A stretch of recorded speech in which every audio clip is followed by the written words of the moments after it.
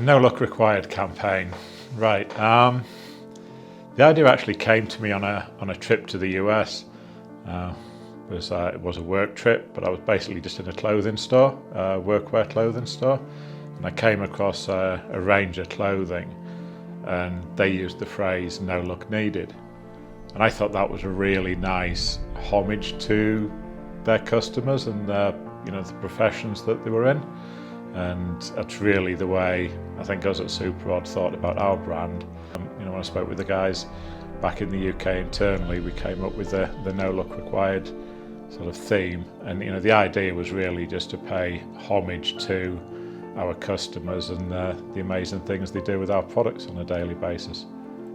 I think the thing that excited our team about the No Look Required campaign was that it's how well it fit with the respect we have for our customers, and the feeling of admiration we have for the work they do on a daily basis. And I remember years ago we ran a Hall of Fame event for our customers who'd actually become partners by sharing some of their invention ideas with us.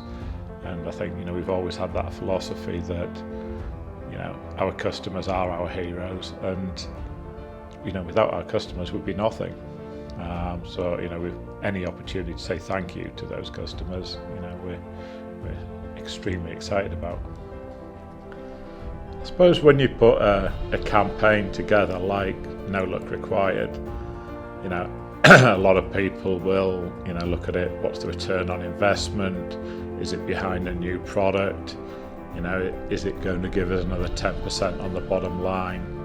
And to be honest, this campaign isn't about that. It's just about saying a huge thank you to all of our customers, over the years that have allowed us to grow and develop into the business we have, and allowed us to keep coming up with real cool stuff that ultimately saves them time, saves them money, and I think the community that we've created, where they're super happy to share their ideas with each other, makes us all immensely proud. So,